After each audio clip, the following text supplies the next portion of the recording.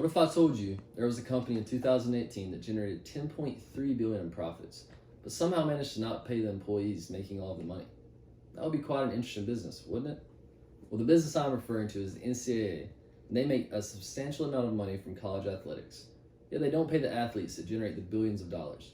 So today, we're going to discuss how competing in college athletics is a full-time job, where all the money actually goes, and how sports increase the status of colleges.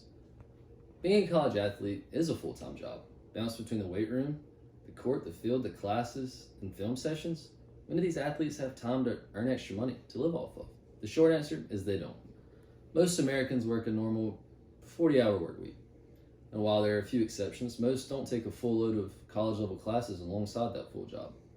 College athletes, on the other hand, spend an average of 40 hours a week just on practices, workouts, and film sessions. That along with loads of schoolwork, which they don't have the time to do, and then that leads to tutoring sessions. They're stretched thin to begin with. Then take into account they don't have time for a job and can lead to not having enough money for food or gas to get places. Along with the stress of performing at the highest level in front of thousands of people every Saturday, it could take a toll. Would a few $100s a week really be too much to ask for? Now you may be wondering, well, if they have all this money, where does it actually go?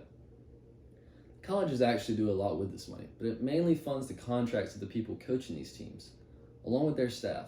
In 2019, the highest paid college football coach was Dabo Swinney of the University of Clemson. He earns around $9 million per year, along with his staff altogether earning around $8 million per year. The money that they have gives administrative jobs and gives them a hefty salary as well. Some of the money, however, does go back into the college athletes, just not in monetary form. For the players, that goes. Many top colleges are building facilities. For example, last year, Louisiana State University spent $28 million on a new locker room that included a mini theater, sleeping pods for players, and a recovery pool. In 2014, 48 schools spent $772 million combined on athletic facilities, an 89% increase from $408 million spent in 2004, adjusted for inflation. Those figures include annual debt payments, capital expenses, and maintenance costs. Well, what does college athletics do for universities anyhow? It does a lot more than most people think. It increases the number of students that want to attend said college. It is something many people know as the Flutie effect. After Doug Flutie, his heroic Hail Mary pass, his time expired to lift Boston College over the Miami Hurricanes. After this pass, the number of people applying to Boston College rose 30% over the next 2 years. Simply put, people like to be around winners and love to have a winning team to support.